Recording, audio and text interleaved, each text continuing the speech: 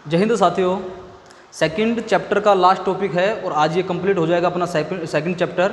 और इसके बाद में हम शुरुआत करेंगे थर्ड चैप्टर की।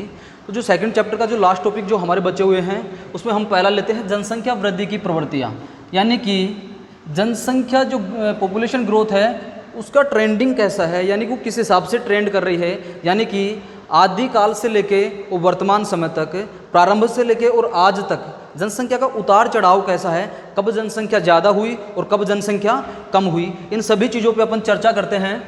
8000 से 12000 ईसा पूर्व, 8000 से 12000 ईसा पूर्व दोस्तों जो विश्व की जनसंख्या थी वो थी मात्र 80 लाख। कितनी? 80 लाख। और ईसा की प्रथम शताब्दी यानी कि जब ईसा का जन्म हुआ उस सालों के अंदर 100 साल के गैप में जो विश्व की जनसंख्या थी वो हो गई 30 करोड़। कितनी? 30 करोड़। तो दोस्तों 8000 से 12000 ईसा पूर्व की बात है, फिर ईसा का जन्म हुआ, यानी कि एक जो टाइम पीरियड आ गया वो करीबन 10 से 11 हज़ार जो साल है उसका आसपास का टाइम है। यानी कि 10 से 11 हज़ार साल के बीच में मात्र जनसंख्या कितनी बढ़ी? 30 करोड़। यानी कि 80 लाख ये और 30 करोड़ ये हो गई, यानी कि 25 से और 30 करोड़ के बीच में जनसंख्या बढ़ी। जबकि समय अंतराल कितना हो गया? 8000 से 12000 साल से ज़्यादा टाइम हो गया और जनसंख्या मात्र बढ़ी कितनी? 29-30 करोड़। अब देखो आगे किस हिसाब से ग्रोथ करती है जनसंख्या। अब 1750 में जब औद्योगिक क्रांति की क्या हुई? शुरुआत हुई, तो उस समय जो विश्व की जनसंख्या थी वो थी 55 करोड़। कितनी? 55 करोड़। और 1830 में जो विश्व की जनसंख्या थी वो हो गई 100 करोड़, मतलब 1 अरब। कितनी हो गई? 1 अरब। 1830 से लेके 1930 के बीच में 100 साल के समय अंतराल में जनसंख्या फिर बढ़ गई और कितनी हो गई? 200 करोड़। यानी कि जनसंख्या फिर बढ़ गई और 100 करोड़ बढ़ गई, यानी कि ये कितनी हो गई? 2 अरब। दोस्तों 1930 के बाद में 1960 में, यानी मात्र कितने, यहाँ पे समय अंतराल कितना है? 100 साल। 100 साल में जनसंख्या कितनी बढ़ी? 100 करोड़। फिर यहाँ पे देखो दोस्तों मात्र कितनी? 30 साल में, कितने? 30 साल के अंदर जनसंख्या फिर 100 करोड़ बढ़ गई। फिर यहाँ पे देखो मात्र 15 साल में 1960 से लेके 1975 साल कितने? 15, और जनसंख्या फिर बढ़ गई कितनी? 100 करोड़। ये हो गई 3 अरब और ये हो गई 4 अरब। दोस्तों समय अंतराल घटता जा रहा है और जनसंख्या हमारी बढ़ती जा रही है। क्या रीजन है इसके? अब मात्र 12 साल में 1975 से लेके 1987 साल, मात्र 12 साल, और जनसंख्या फिर 100 करोड़ बढ़ गई और हो गई कितनी? 500 करोड़। दोस्तों ये वो आंकड़ा है 5 अरब का, जब विश्व की जनसंख्या 5 अरब हो गई थी। और इसी उपलक्ष्य के अंदर कितनी तारीख को? 11 जुलाई को। कितनी? 11 जुलाई 1987 विश्व की जनसंख्या 500 करोड़ मतलब 5 अरब होने के उपलक्ष्य में 11 जुलाई को वर्ल्ड पॉपुलेशन डे के रूप में क्या किया गया? घोषित किया गया, यानी कि विश्व जनसंख्या दिवस। कितना? 11 जुलाई, वर्ल्ड पॉपुलेशन डे, यानी कि विश्व जनसंख्या दिवस के रूप में घोषित किया गया। कितनी तारीख को? 11 जुलाई को। और प्रत्येक साल की 11 जुलाई को हम किसके रूप में मनाते हैं? वर्ल्ड पॉपुलेशन डे के रूप में। ठीक है दोस्तों, तो 1987 वो वाली साल थी जब विश्व की जनसंख्या 5 अरब हो गई थी। उसी दिन को विश्व जनसंख्या दिवस घोषित किया गया था। अब देखो दोस्तों 12 साल से फिर 12 साल के अंतराल में जनसंख्या बढ़ गई और कितनी हो गई? 600 करोड़, यानी कि 6 अरब। और फिर 12 साल में जनसंख्या बढ़कर कितनी हो गई? 700 करोड़, यानी कि हर 12 साल के अंदर जनसंख्या कितनी बढ़ रही है? 100 करोड़, यानी कि 1 अरब। लेकिन दोस्तों यहाँ पे ऐसा कौन सा समय था कि जब 10,000 से ज़्यादा एक समय अंतराल था, 10,000 से भी ज़्यादा वर्ष हो गए थे और जनसंख्या मात्र कितनी? 29 करोड़ बढ़ी। और यहाँ पे 12 साल के अंदर ही 100 करोड़ बढ़ रही है। ऐसा पहले क्या था और आज क्या है? तो इन पर अपन बात करते हैं।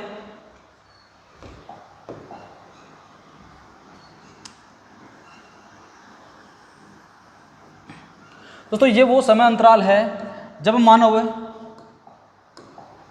किस पर आश्रित था? आखेट आदि पर। क्या करता था? आखेट, यानी कि शिकार करता था, अपना जीवन चलाने के लिए शिकार करता था, पशुपालन करता था। ठीक है, और जो यंत्र थे वो आधुनिक ना होकर सामान्य यंत्र थे। तो दोस्तों अब मनुष्य खुद शिकार की तलाश में गया, जानवर पहले से भूखे बैठे थे, मनुष्य गया खुद शिकार की तलाश में, इसका ही शिकार हो गया। तो जनसंख्या बढ़ ही नहीं पा रही थी, क्योंकि फिर जब कृषि का, आग का और कृषि का उद्भव हुआ तो लोग किस में रहने लगे, समूह में रहने लगे। पहले लोग क्या अकेले विचरण करते थे, और फिर लोग जब कृषि का उद्भव हुआ तो लोग समूह में रहने लगे, घर बनाकर रहने लगे। इससे जनसंख्या थोड़ी थोड़ी क्या करने लगी, ग्रोथ करने लग गई, यानी कि जनसंख्या बढ़ने लग गई।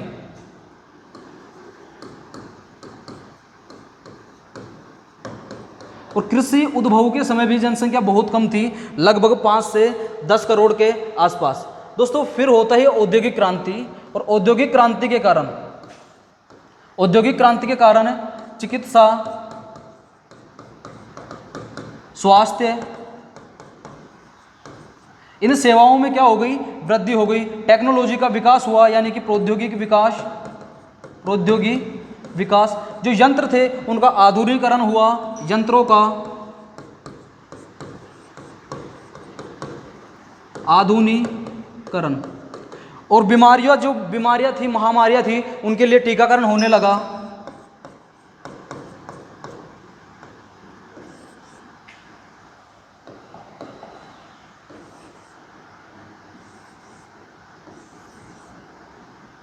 टीकाकरण। तो दोस्तों जो महामारियां आ रही थी तो उनका क्या होने लगा, टीकाकरण होने लगा। यानी कि जन्म दर तो अब बढ़ रही थी, लेकिन मृत्यु दर क्या हो गई, घट गई। जब जन्म दर बढ़ रही है, जन्म ज़्यादा हो रहे हैं, लोग मर कम रहे हैं, तो जो जनसंख्या है वो क्या करेगी, ग्रोथ करेगी। सेम पोजीशन यहाँ पे हो रही थी। तो यहाँ पे रीजन क्या था कि जब बीमारियाँ फैल रही थी तो लोगों के पास टीकाकरण की सुविधा नहीं थी। जो लोगों के पास आजीविका का साधन क्या था, शिकार करते थे, पशुपालन करते थे। फिर कृषि का उद्भव हुआ तो लोग समूह में रहने लगे। इससे पहले लोग एकाकी जीवन व्यतीत करते थे। तो इससे यहाँ पे जनसंख्या क्या रही, कम रही। और यहाँ पे जनसंख्या ने क्या किया, ग्रोथ किया। क्यों? क्योंकि औद्योगिक क्रांति के बाद चिकित्सा और स्वास्थ्य सेवाओं में वृद्धि हो गई, टेक्नोलॉजी का डेवलपमेंट हो गया, यंत्रों का आधुनिकीकरण हो गया, यानी कि कम समय के अंदर ज़्यादा काम होने लगा। और महामारी जैसी जो बीमारियां थी, बड़ी बड़ी जो बीमारियां थी, उनके लिए क्या होने लगा, टीकाकरण होने लगा। तो लोगों की पॉपुलेशन यहाँ पे क्या कर गई, ग्रोथ कर गई। तो दोस्तों ये है जनसंख्या वृद्धि की प्रवृत्तियाँ। अब देखते हैं कि विश्व जनसंख्या को दुगना होने की अवधि, यानी कि जो विश्व जनसंख्या है वो दुगना होने की अवधि क्या रही। अवधि यानी वो समय अंतराल जिसमें विश्व की जो जनसंख्या है वो क्या हो गई, दुगनी हो गई, डबल हो गई। तो दोस्तों 10,000 ईसा पूर्व जो जनसंख्या थी वो 50 लाख थी। दोस्तों वहाँ पे मैंने 80 लाख लिखा था और यहाँ पे 50 लाख। तो एक हम समय अंतराल ले रहे थे 8,000 से लेके 12,000 का बीच का, और यहाँ पे हम जो समय अंतराल ले रहे हैं वो 10,000 के आसपास का है। तो 10,000 ईसा पूर्व जो विश्व की जनसंख्या थी वो कितनी थी, 50 लाख। 1650 ईस्वी में जनसंख्या कितनी हो गई, 50 करोड़। यानी कि यहाँ से इसको 50 करोड़ आने में कितना टाइम लग गया, 10-11 हज़ार साल के आसपास लग गया। तब जनसंख्या कितनी हुई, 50 करोड़। कितने से, 50 लाख से। लेकिन दोस्तों देखो 50 करोड़ से 100 करोड़, यानी कि 50 करोड़ से 1 अरब होने में, यानी कि जस्ट डबल होने में कितने साल लगे, मात्र 50 तो वो हो गए 1700, 150 और 154 साल। कितने, 154 साल। 154 साल में जनसंख्या कितनी ग्रोथ कर गई, 50 करोड़ ग्रोथ कर गई, यानी कि 50 करोड़ बढ़ गई। फिर दोस्तों देखो 1804 से 1927, और साल कितने हुए, 4 और 23, यानी कि 123 साल। कितने, 123 साल में जनसंख्या फिर डबल हो गई, 100 करोड़ से कितनी हो गई, 200 करोड़। फिर दोस्तों 1927 से 1974, और जनसंख्या 200 से कितनी हो गई, 400 करोड़। और समय अंतराल क्या रहा, 27 से 3 तो वो हो गए 30, तो 3 तो ये हो गए, और 30, 60, 40 और 4, 47, यानी कि मात्र कितने, 47 साल। और 47 साल में जनसंख्या कितनी हो गई, फिर डबल हो गई, 200 से हो गई 400 करोड़, यानी कि 200 करोड़ क्या कर लिया, गेन कर लिया। और फिर दोस्तों 1974 से हम एक आंकड़ा लगा के चल रहे हैं 2025 का, 2025 का। इसमें जनसंख्या हो जाएगी कितनी, 800 करोड़। दोस्तों 2018 के अंदर जनसंख्या जो विश्व की जनसंख्या 753 करोड़ थी, तो ओबियसली मुझे लगता है कि ये आंकड़े के आसपास हम अभी ही पहुंच गए हैं। 2025 में तो 800 करोड़ से भी जनसंख्या क्या हो जाएगी, ज़्यादा हो जाएगी। तो ये वो समय अंतराल है जिसके अंदर जो विश्व की जो जनसंख्या है वो डबल हो गई थी, यानी कि वो समय अंतराल, अवधि यानी समय अंतराल जिसमें विश्व की जनसंख्या क्या हो गई, डबल हो गई। दोस्तों यहाँ पे वही हमने पीछे अभी बात की थी कि यहाँ पे बहुत कम समय के अंदर जनसंख्या, बहुत ज़्यादा समय के अंदर जनसंख्या बहुत कम बढ़ रही है, लेकिन यहाँ पे देखो कम समय के अंदर जनसंख्या ज़्यादा बढ़ रही है। तो रीजन की हमने बात की है कि पहले जो यंत्र थे उनका आधुनिकीकरण नहीं था, टेक्नोलॉजी नहीं थी, चिकित्सा और स्वास्थ्य सेवाओं का डेवलपमेंट नहीं हुआ था। इन सब चीज़ों का जो प्रॉपर रूप से डेवलपमेंट हुआ है वो कब से हुआ है, औद्योगिक क्रांति के बाद से। इसलिए जनसंख्या क्या हो गई, ग्रोथ कर गई। क्यों? क्योंकि जब महामारियाँ होती थी तो पहले टीकाकरण नहीं था, इतनी अच्छी चिकित्सकीय सुविधाएं नहीं थी, तो लोग क्या थे, चिकित्सा सेवाओं के अभाव में मर रहे थे। लेकिन यहाँ पे प्रॉपर रूप से ये चीज़ें हमें क्या हो रही थी, अवेलेबल हो रही थी। अब दोस्तों जो नेक्स्ट टॉपिक है बहुत इंटरेस्टिंग टॉपिक है और नाम है जननांकीय संक्रमण सिद्धांत, यानी कि जनसंख्या किस हिसाब से ट्रांजैक्शन करती है, किस हिसाब से जनसंख्या उन्नति करती है, कैसे एक कृषक समाज किसमें नगरीय समाज में कन्वर्ट हो जाता है, खेती की जगह हम उद्योगों को स्थापित करने लगते हैं, और जो उच्च दर जन्म दर और निम्न जन्म दर है उससे हम कैसे निम्न जन्म दर और निम्न ही मृत्यु दर पे आ जाते हैं। तो सबसे पहले हम बात करते हैं जननांकीय संक्रमण सिद्धांत। किसने दिया? ये दिया था थॉम्पसन और नोटेस्टिन।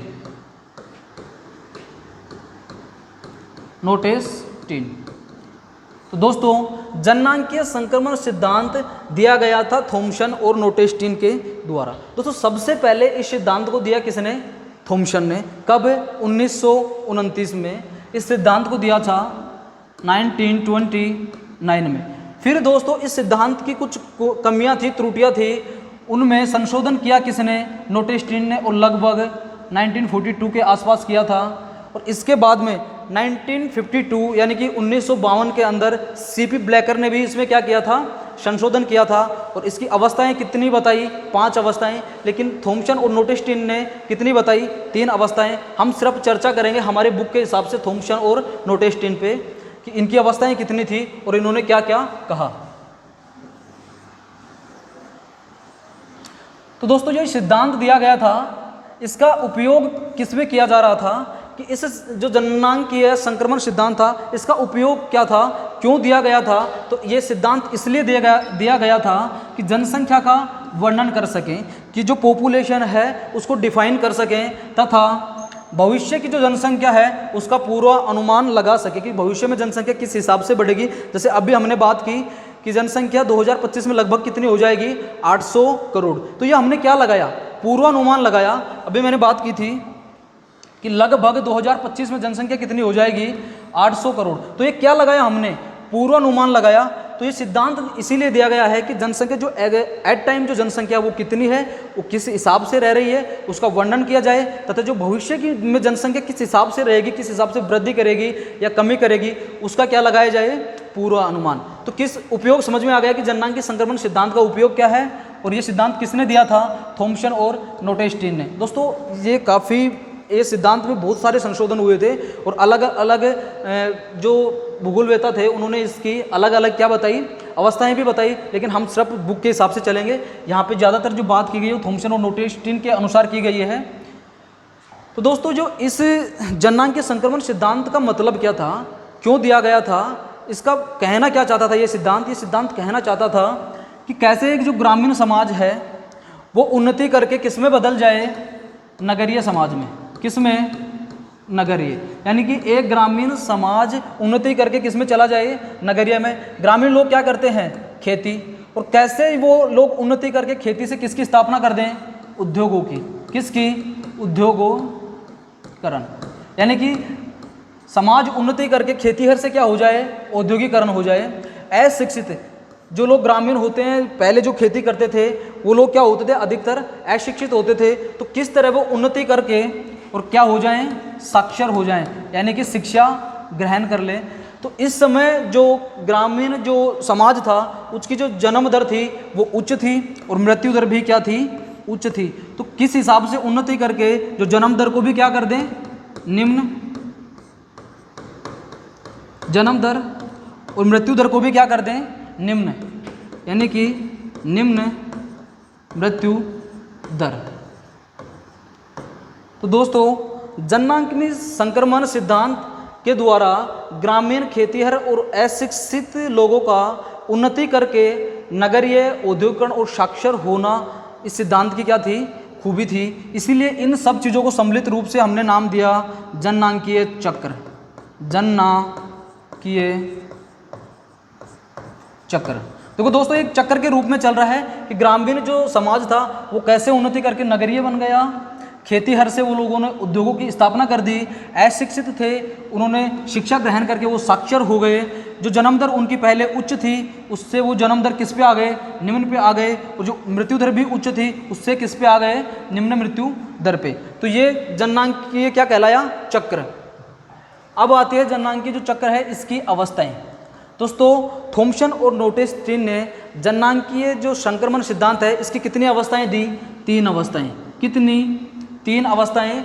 और 3 अवस्थाओं में दी कि जैसे पहले समाज क्या था, कृषक समाज था, तो वहाँ पे क्या शिक्षा का अभाव था, इसलिए वहाँ पे जन्म दर भी क्या रहती थी, उच्च रहती थी, और मृत्यु दर भी क्या रहती थी, उच्च रहती थी। तो इसने कितनी अवस्थाएं दी, फर्स्ट अवस्था, सेकंड अवस्था और थर्ड अवस्था। दोस्तों इसको हम 3 भागों में डिवाइड कर लेते हैं, ये वाला। तो फर्स्ट अवस्था में क्या था, हमने बात की कि इस सिद्धांत की जो फर्स्ट अवस्था है वो क्या थी, उच्च जन्म दर और उच्च मृत्यु दर। तो दोस्तों ये जो उच्च जन्म दर और उच्च मृत्यु दर है ये कहाँ पे पाई जाती है, आज भी बांग्लादेश और भूमध्य सागरीय वर्षा वनों में, भूमध्य सागरीय वर्षा वनों में। और जो सेकंड अवस्था है दोस्तों ये है उच्च जन्म दर और निम्न मृत्यु दर, यानी कि जन्म ज़्यादा ले रहे हैं और मृत्यु को कम प्राप्त हो रहे हैं। तो जन्म ज़्यादा लेंगे और मरेंगे कम, तो जनसंख्या क्या होगा, विस्फोट। तो ये कौन से वाली अवस्था थी, जनसंख्या विस्फोट वाली, यानी कि यहाँ पे जनसंख्या कैसे बढ़ रही थी, तीव्र गति से, जनसंख्या विस्फोट, यानी कि जनसंख्या कैसे बढ़ रही थी, तीव्र गति से। जैसे पेरू, केन्या, श्रीलंका जैसे देश, श्रीलंका जैसे देश। और दोस्तों ये थर्ड अवस्था वो वाली अवस्था है जिसमें जन्म दर भी निम्न और मृत्यु दर भी निम्न, यानी कि ये बात की जा रही है जो कंट्री पहले से क्या हो गए, विकसित कंट्री है, यानी जिनमें क्या फॉर्मूला चल रहा है, मतलब हम दो हमारे दो। और इसमें दोस्तों जो जनसंख्या है वो स्थिर रहेगी। क्यों, क्योंकि जन्म भी लोग कम ले रहे हैं और लोग मर भी कम रहे हैं, तो यहाँ पे जनसंख्या क्या रहेगी, स्थिर। दोस्तों यहाँ पे देखो फर्स्ट अवस्था में यहाँ पे जन्म दर भी उच्च है और मृत्यु दर भी उच्च है, यानी कि जन्म दर और मृत्यु दर दोनों क्या है, उच्च, दोनों क्या है, उच्च है। तो यहाँ पे भी स्थिर अवस्था रहेगी, इसलिए तो ग्राफ को ऐसे डिनोट किया, यानी कि क्या रहेंगी, स्थिर रहेंगी,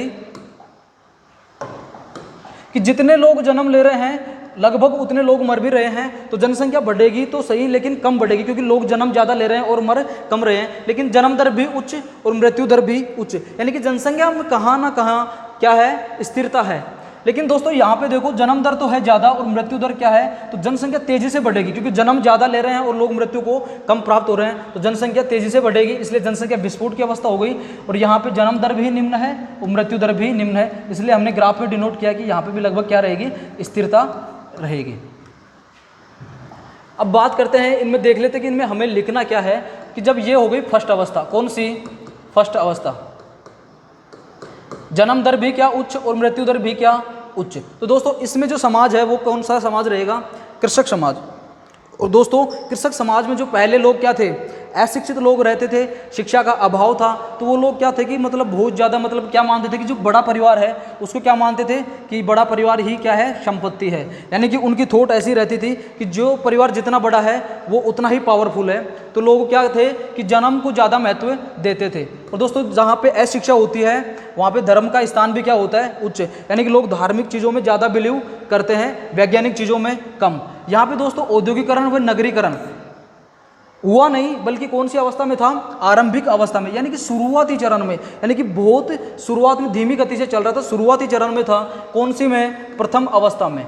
जननांकीय संक्रमण सिद्धांत की प्रथम अवस्था में समाज कृषक था, शिक्षा का अभाव था, बड़े परिवारों को ही संपत्ति के रूप में माना जा रहा था, धर्म का उच्च स्थान था, और औद्योगिकरण और नगरीकरण अपनी निम्न अवस्था में थे, यानी कि प्रारंभिक चरण में थे। दोस्तों ये अगर देखी जाए तो आप खुद भी सोच सकते हो कि जहाँ पे शिक्षा का अभाव होता है वहाँ पे इन चीज़ों को क्या ज़्यादा मान्यता दी जाती है। फिर दोस्तों उन्होंने सेकंड अवस्था बताई कि उच्च जन्म दर और निम्न मृत्यु दर, यानी कि जन्म तो लोग ले रहे थे क्या, ज़्यादा, और मृत्यु को प्राप्त हो रहे थे कम।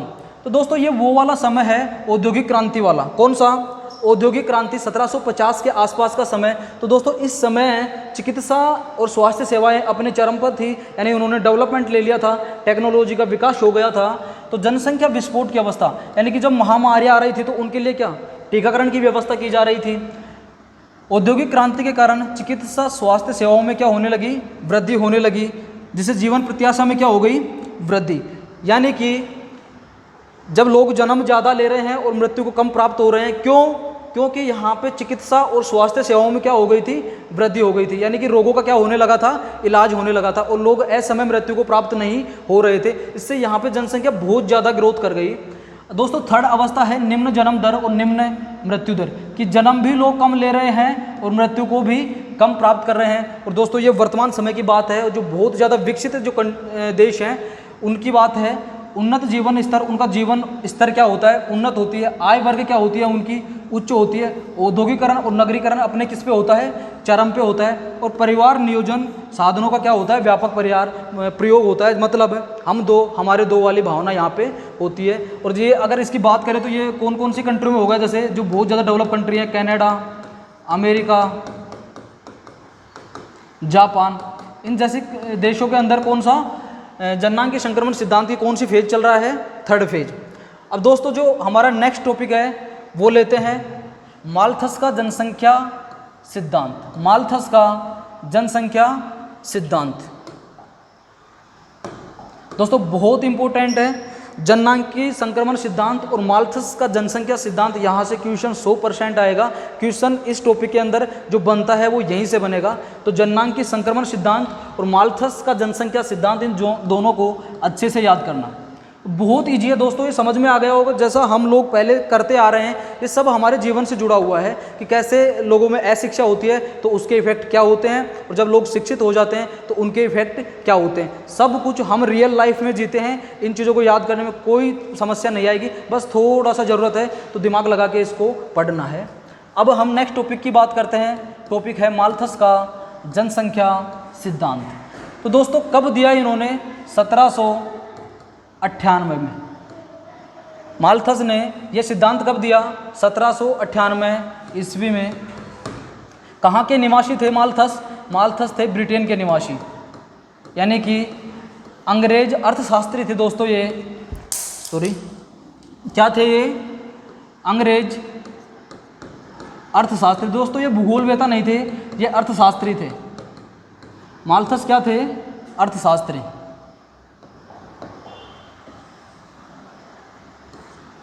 और दोस्तों इन्होंने एक लेख लिखा था, प्रिंसिपल ऑफ पॉपुलेशन, यानी कि जनसंख्या के सिद्धांत। क्या था लेख इनका? जनसंख्या के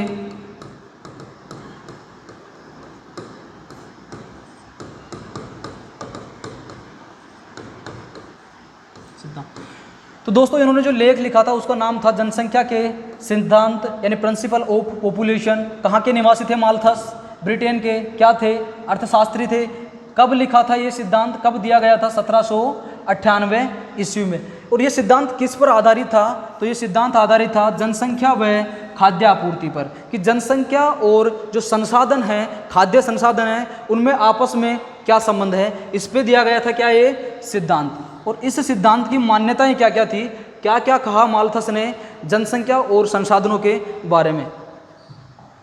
तो दोस्तों इसकी मान्यता थी कि जनसंख्या में वृद्धि दर, कि जनसंख्या की जो ग्रोथ रेट है वो ज्यामितीय अनुपात से बढ़ती है, ज्यामितीय अनुपात से होती है। मतलब पहले 1 रहेगी, 1 के बाद में 2, 2 के बाद में 4, 4 के बाद में 8, 8 के बाद में 16, 16 के बाद में 32, सो ऑन, और ऐसे चलती रहेगी। यानी कि जो जनसंख्या में वृद्धि है वो ज्यामितीय अनुपात में होती है। दोस्तों कहीं ना कहीं देखो ये क्या बन रही है, एक समान गुणोत्तर श्रेणी। क्या बन रही है, गुणोत्तर श्रेणी। तो इसे अपन लिख क्या सकते हैं, गुणोत्तर श्रेणी। गुणोत्तर 10 तक हमने पढ़ा था कि गुणोत्तर श्रेणी और समांतर श्रेणी क्या है। तो ये जो वृद्धि हो रही है वो किस में हो रही है, गुणोत्तर श्रेणी में। तो हम लिख सकते हैं कि जनसंख्या में वृद्धि दर गुणोत्तर श्रेणी के अनुपात में बढ़ती है या ज्यामितीय अनुपात में बढ़ती है। जबकि जीवन निर्वाह के साधन यानी कि जैसे खाद्य सामग्री, ये कैसे बढ़ते हैं, अंकगणितीय रूप से। यानी कि 1, फिर 1 के बाद में 2, फिर 3, फिर 4, फिर 5, 6, सो ऑन। यानी कि इस तरह, यानी कि जो हमारे संसाधन है, खाद्य सामग्री है, उनकी जो वृद्धि की रेट है यानी कि ग्रोथ रेट है वो कितने अंकगणितीय रूप से बढ़ रही है। दोस्तों ये देखो समांतर श्रेणी बन रही है ना, क्या बन रही है, समांतर श्रेणी। तो अंकगणितीय की जगह अपन क्या लिख सकते हैं, समांतर श्रेणी। समांतर श्रेणी यानी कि जीवन निर्वाह के साधन जैसे खाद्य सामग्री कैसे बढ़ती है, समांतर श्रेणी रूप में बढ़ती है। अब दोस्तों इसको याद करने का तरीका ये है कि जनसंख्या बढ़ती है ज्यामितीय अनुपात में, यानी कि 2 के मल्टीपल। पहले 1, फिर 1 को 2 से मल्टीपल करो 2, फिर 2 को 2 से मल्टीपल करो 4, 4 को 2 से मल्टीपल करो 8, 8 को 2 से मल्टीपल करो 16, 16 को 2 से मल्टीपल करो। यानी कि जनसंख्या 2 गुना में बढ़ रही है। नाम देंगे ज्यामितीय अनुपात या गुणोत्तर श्रेणी। और यहाँ पे क्या गणितीय अनुपात में बढ़ रही है, यानी 1, 1 के बाद में 2, 2 के बाद में 3। यहाँ पे वृद्धि ज़्यादा है और यहाँ पे वृद्धि कम हो रही है। अब जब दोस्तों जनसंख्या ज़्यादा बढ़ जाएगी और खाद्य साधन कम रहेंगे तो इसके क्या क्या इफेक्ट होंगे देखते हैं। जब दोस्तों अनियंत्रित जनसंख्या हो जाएगी तो इसका परिणाम महामारियाँ होंगी, अकाल आएगा, युद्ध होंगे और जनसंख्या में अचानक क्या आएगी, कमी। जैसे दोस्तों अभी जो कोरोना महामारी चल रही है, कहीं ना कहीं ये जो माल्थस का जनसंख्या सिद्धांत है ये लागू नहीं हो रहा है उस पर, क्योंकि जनसंख्या अपनी तीव्र गति से बढ़ रही है तो महामारी आ गई। तो यही तो कहना चाह रहा है ये कि जनसंख्या जब बहुत तीव्र गति से बढ़ जाएगी तो उसका परिणाम क्या होगा कि महामारियाँ आएंगी, अकाल पड़ेगा, युद्ध होगा। दोस्तों कई देशों के अंदर गृह युद्ध जैसी व्यवस्था हो रही है। आज भी कई देश हैं जिनके अंदर गृह युद्ध हो रहे हैं, महामारी यानी कोरोना चल रहा है। तो ये कहीं ना कहीं माल्थस ने जो 1798 में सिद्धांत दिया था वो आज के ज़माने पे क्या बैठ रहा है, फिट बैठ रहा है, सही बैठ रहा है। तो और फिर जनसंख्या में क्या होगी, अचानक क्या आएगी, कमी आएगी। जैसे दोस्तों महामारी कोरोना से लोग मर रहे हैं तो जनसंख्या में क्या हो रही है, कमी आ रही है। कई देश हैं जिनमें गृह युद्ध हो रहा है तो वहाँ पे भी जनसंख्या में अचानक गृह युद्ध होगा तो लोग मरेंगे, तो जनसंख्या में क्या आएगी, कमी आएगी। और दोस्तों हमारा सेकंड चैप्टर इसी के साथ क्या हो गया है, कंप्लीट हो गया है। छोटी छोटी बातें हैं, मतलब जनसंख्या को कृत्रिम रूप से कैसे रोका जाए, तो ये सारी चीज़ें आप खुद भी पढ़ सकते हो। किताब खोलना और पढ़ाई करना। मेरी तरफ से सेकंड चैप्टर कंप्लीट हो गया है। धन्यवाद।